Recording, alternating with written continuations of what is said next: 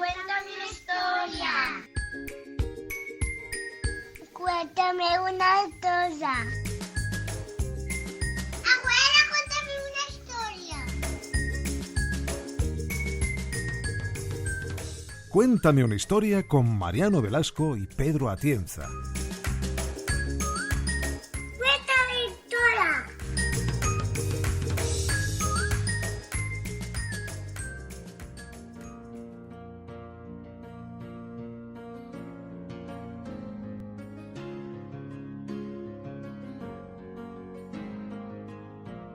Hoy, de la mano de Mariano Velasco y de su novela Azote de Dios, vamos a introducirnos en la Baja Edad Media, concretamente en el periodo que va de 1348 a 1355, en el que varios acontecimientos marcaron esta etapa histórica.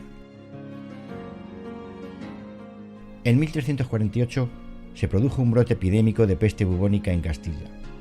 2 años más tarde, el rey Alfonso XI, contagiado en la pandemia, falleció en Gibraltar durante el asedio de esta plaza. Su heredero, el rey Pedro I, tuvo que consolidar el reinado. En 1355, las huestes de don Enrique y don Fadrique de Trastámara asaltaron la judería toledana. Comencemos por situarnos históricamente. Mariano, ¿cómo era la Castilla del siglo XIV? Una época difícil, porque desde comienzos del siglo XIV Castilla estaba asolada por una terrible hambruna que se llevó por delante a una cuarta parte de los habitantes. La gente moría de hambre ante la escasez de alimentos. De hecho, llegaron a comer pan de grama. ¿Qué fue lo que provocó esta hambruna? Durante el siglo XIV y hasta mediados del siglo XVI se produjo un cambio meteorológico en el que descendieron las temperaturas como si se tratara de una pequeña edad de hielo. Este cambio climático tuvo un impacto económico y social demoledor. Se sucedieron años de malas cosechas, los animales morían a causa del frío y escaseaban todo tipo de alimentos. Desde 1315, recurrentemente se producían temporales de grandes lluvias, además de que las gélidas temperaturas parecían no querer retroceder, de tal forma que las cosechas no afloraban, la paja y el heno almacenado no podía secarse, de modo que no había forraje para el ganado. La vida se convirtió en una mera lucha por sobrevivir. La esperanza de vida se cifró en 30 años. Se comieron todo lo que tenían a mano, animales, semillas, incluso en algunos casos se llegaron a comer a sus propios hijos fallecidos. Las enfermedades hicieron mella en una población tan debilitada, de modo que aparecieron la neumonía, la bronquitis, la tuberculosis, el tifus, enfermedades todas que causaron grandes estragos entre la gente. Una época terrible, sin duda. Además, apareció la epidemia de peste bubónica que llegó a Castilla en 1348.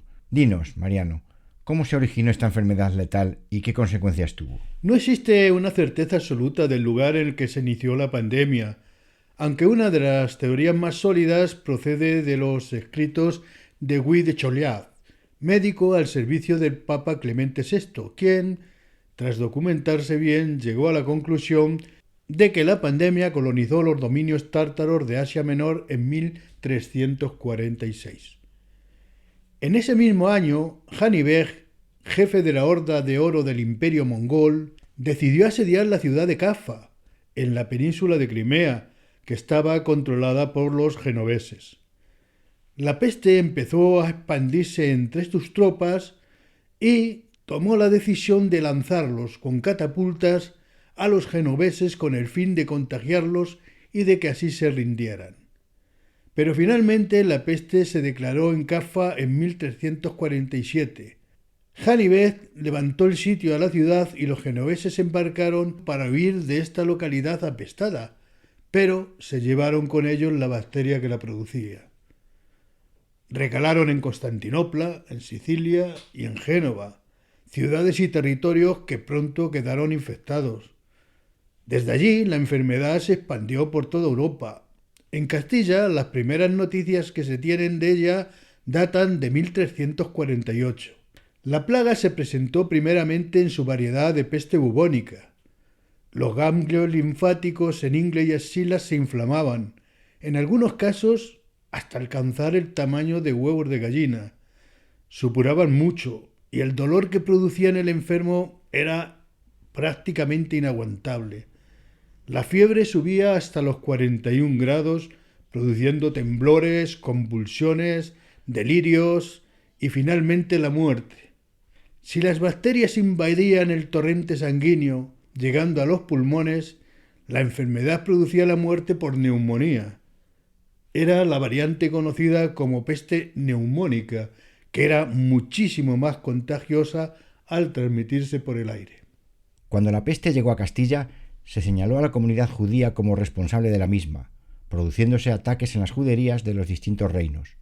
¿Quién propagó estos bulos y qué consecuencias tuvieron? Las comunidades judías vivían integradas en las poblaciones en donde estaban asentadas, pero independientes de ellas. En muchos casos, la judería estaba rodeada de muros que se cerraban con puertas durante la noche. Estas aljamas o juderías, aun con sus diferentes sistemas de estratificación entre su propia población, eran comunidades prósperas debido a su mayor nivel cultural y a su actividad económica, como el tráfico mercantil y financiero con las aljamas de otras poblaciones y con la práctica del préstamo usurero a los cristianos. Por otra parte, contaban con el estatus especial de ser propiedad directa de la corona y recaudaban impuestos para ella.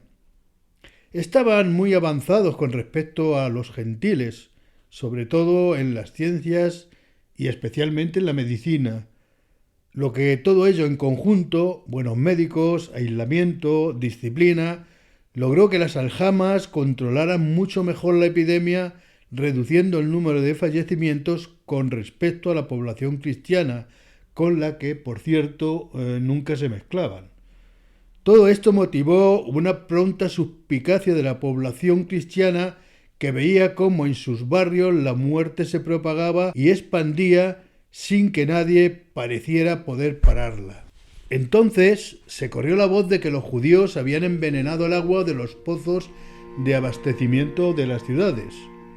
En mayo de 1348 se produjo el asalto a la aljama de Barcelona y después a la de Cervera y a la de Tárrega, en donde la matanza fue extraordinariamente cruel.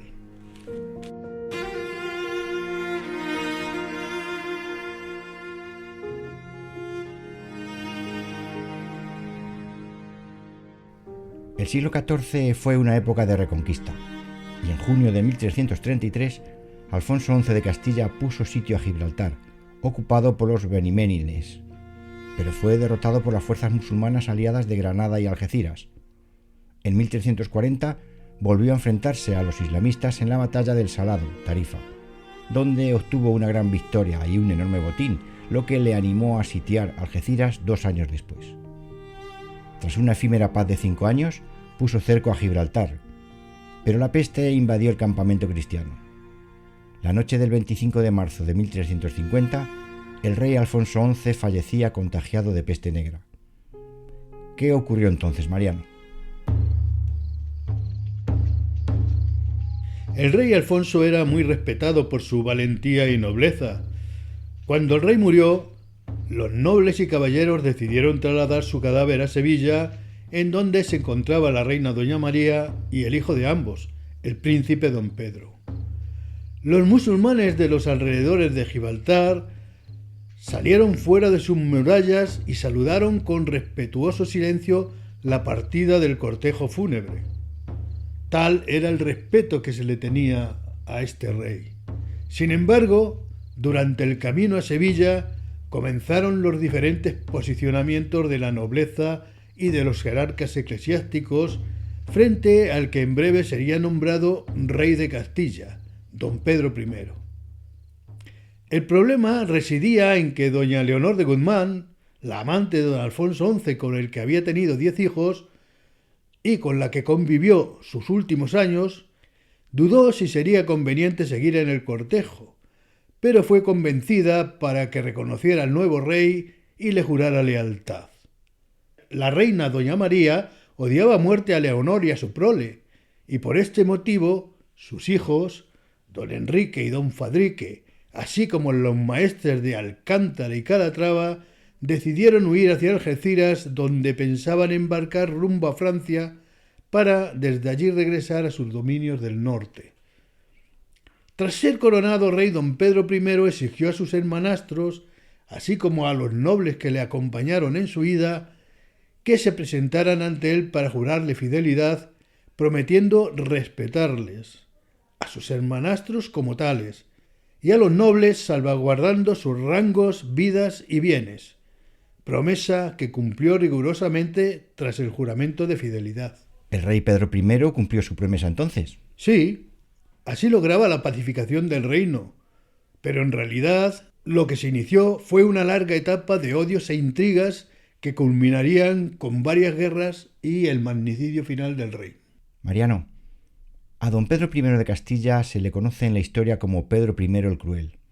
¿A qué obedece este apelativo? Don Pedro I cayó gravemente enfermo, hasta el extremo de que nadie pensó en su posible recuperación.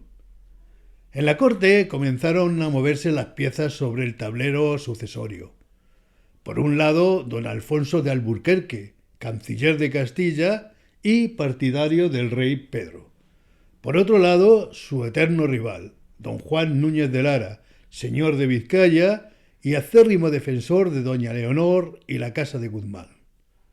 Ambos, canciller y señor, se odiaban mutuamente. El canciller decidió apoyar a don Fernando de Aragón, primo del rey. El señor de Vizcaya, en cambio, se postuló a sí mismo como candidato al trono de Castilla en el supuesto de que falleciera el rey.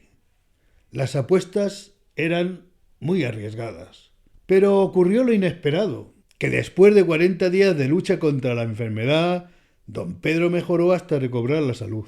Y lo primero que decidió fue tomar medidas contra aquellos que se habían postulado como candidatos a sucederle, y también contra quienes les habían apoyado. Don Alfonso de Alburquerque, canciller de Castilla, perdió así la confianza real. También la perdieron aquellos que se postularon a su favor, lo que motivó ciertas argucias por parte del canciller y de la reina madre doña María, que culminaron con el asesinato de doña Leonor de Guzmán en Talavera. Este complot desató la ira y el odio de los hermanastros del rey, que ya nunca volverían a reconciliarse con él. Fue durante estos episodios cuando los opositores denominaron a Pedro como el Cruel. Tras el asesinato de doña Leonor de Guzmán, has dicho que sus hijos no reconciliaron con el rey jamás. ¿Tomaron alguna medida contra el rey? Don Enrique de Trastámara, tras conocer el asesinato de su madre, huyó a sus dominios asturianos, desde donde pasó a Portugal para ponerse bajo la protección de don Alfonso IV, que además era abuelo materno de don Pedro I de Castilla. Desde allí tramó su venganza por la pérdida de confianza que había sufrido del rey y que en lo fundamental consistió en aliarse con el mayor número de nobles posibles para rebelarse contra el rey. Pero ningún aristócrata secundó su revancha porque todos temían al rey y a las purgas que había venido realizando dentro de la nobleza. Pedro I cercó Gijón por tierra y por mar para acorralar a Enrique de Trastámara, y éste comprendió que su única posibilidad de salvarse era volver a solicitar el perdón real prestándole juramento. Don Pedro accedió a perdonarle pese a su rebelión. Pedro I contrajo matrimonio con Blanca de Borbón por pretensiones de su madre y del canciller de Alburquerque. Sin embargo, repudió a su esposa inmediatamente después de su boda, sin ni siquiera consumar el matrimonio. ¿Cuál fue el motivo de este comportamiento? El matrimonio de doña Blanca de Borbón, hija de don Pedro, duque de Borbón y de Isabel de Valois, fue un matrimonio pensado y concertado por el canciller Alburquerque. Se pactó una dote de 300.000 florines que la corona francesa abonaría al rey de Castilla en varios plazos. Pero ya, desde el mismo viaje que trasladó a doña Blanca a Castilla, se rumoreó que la futura reina mantenía una relación con don Fadrique de Trastámara, otro de los hermanastros del rey. La imposición de que tenía que contraer matrimonio, el incumplimiento del pago de la dote por la monarquía francesa, los rumores de infidelidad y la relación que en ese momento don Pedro mantenía con doña María de Padilla posibilitaron su repudio oficial. Una situación que provocó un gran descontento entre la nobleza. El acto de repudio a la joven reina se utilizó de excusa para desatar una guerra civil en Castilla. Don Enrique y don Fadrique de Trastámara se dirigieron a Toledo para tomar como rehén a doña Blanca de Borbón, que se había refugiado en Sagrado, bajo la protección del cabildo catedralicio toledano y del obispo don Vasco Fernández.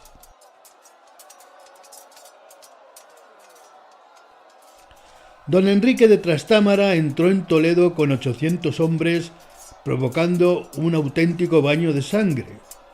El último refugio de la población hebrea, tras el saqueo y destrucción de su judería, lo encontraron en el castillo interior, donde se hicieron fuertes.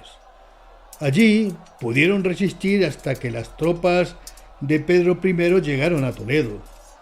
Los hermanastros del rey, no obstante, consiguieron huir, y ello con la intención de volver a provocar otra rebelión hasta que consiguieran acabar con el rey.